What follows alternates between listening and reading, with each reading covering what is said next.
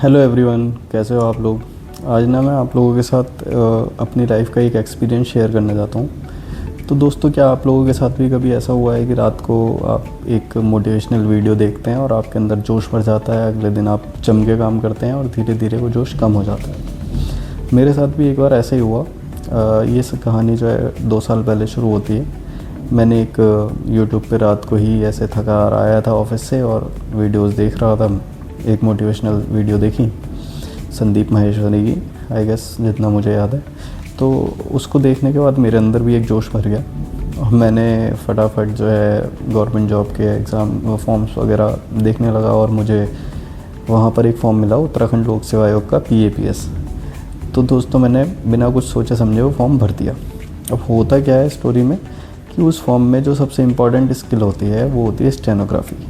मेरे पास उसका कोई एक्सपीरियंस नहीं था, कोई नॉलेज नहीं थी। मैंने फॉर्म भर दिया तो अब तैयारी तो करनी थी। तो अगले दिन से हम भी जुट गए तैयारी करने में। तो एक दिन जम के तैयारी करी, ऑफिस से आया, रात को 3-4 घंटे पढ़ाई वढ़ाई करी। उसके बाद अपना फिर सोया, फिर नेक्स्ट डे जल्दी उठा, फिर पढ़ाई करी, ऑफिस गया। ये 1-2 दिन मेरा मोटिवेशन बहुत हाई था और मैं बढ़ता चला गया। होता क्या है कि हम ऐसे शॉर्ट टर्म मोटिवेशन वीडियोस देख के थोड़े टाइम के लिए तो मोटिवेट हो जाते हैं और चीज़ें शुरू कर देते हैं। पर जैसे जैसे हम आगे बढ़ते हैं, हमारा दिमाग हमें रोकता है, तो हम कभी भी अपने आप को दोष नहीं देते, अपनी सिचुएशन, रिसोर्सेज और इन सब चीज़ों को दोष देते हैं। तो मेरे साथ भी वही हुआ।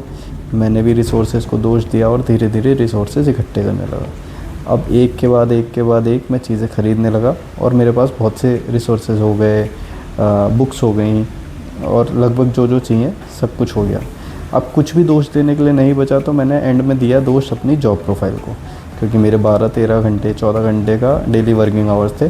तो मैं ये इसे ही दोष देता था कि भाई हाँ, मेरे पास तो टाइम ही नहीं है, पढ़ूंगा कब, थक जाता हूँ, एक्सेट्रा।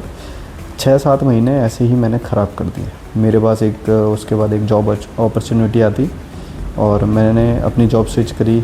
नई जॉब में मेरे वर्किंग आवर्स भी कम थे, पर मेरी सिचुएशन पढ़ाई को लेके बदली नहीं थी। अब जो फॉर्म भरा था उसका Tier 1 होता है। Tier 1 में क्वालिफाई कर लेता हूँ तो थोड़ा सा एक अंदर से आता है कि यार चलो अब कर सकते हो, लग गए।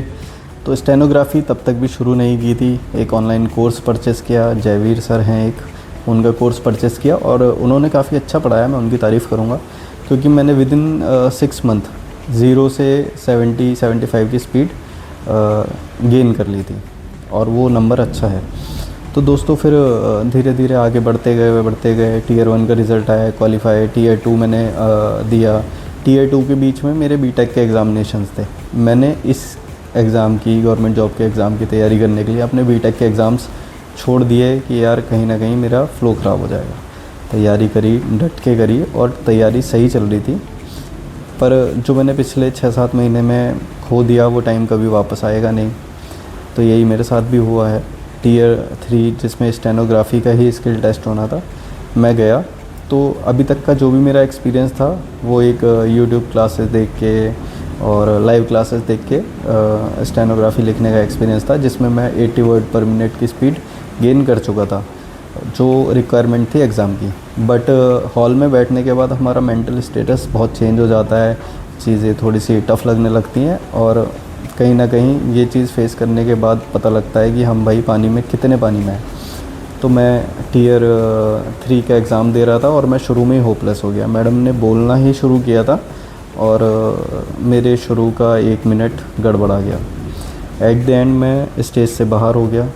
पर दोस्तों, उसके बाद मुझे रियलाइज़ हुआ कि मैंने जो अपने शुरुआत के 6-7 महीने थे जो ख़राब किए, अगर मैं वो ख़राब नहीं करता तो मे बी जो दिन आज मैं जहाँ बैठा हूँ यहाँ नहीं होता।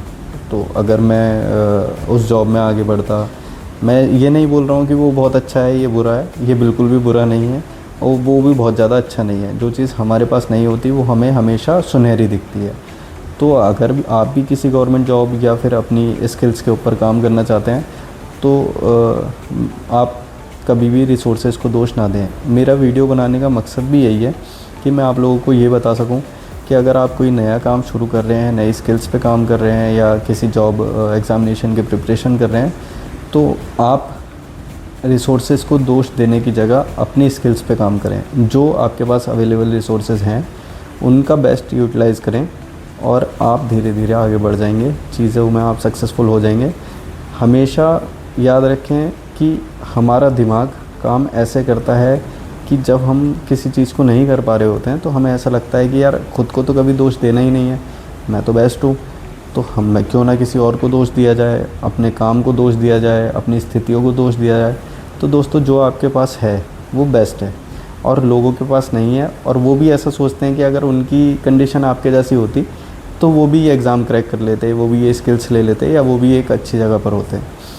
आप अपने आगे वाले का सोचते हैं तो भाइयों कभी भी दूसरे की रिसोर्सेज, दूसरे की स्थिति को देख के अपने आप को नीचा मत फील कराओ और अपनी आपको फॉर ग्रांटेड मत लो। आप तैयारी करोगे, आप आगे बढ़ जाओगे, आप किसी भी चीज़ पर काम करोगे, आप आगे बढ़ोगे ही बढ़ोगे। तो ध्यान रखें, अब कभी भी अगर आप कुछ शुरू करें तो अपना 100% दें, आपसे बेस्ट वो काम आप कभी ना कर पाएँ ऐसा दें।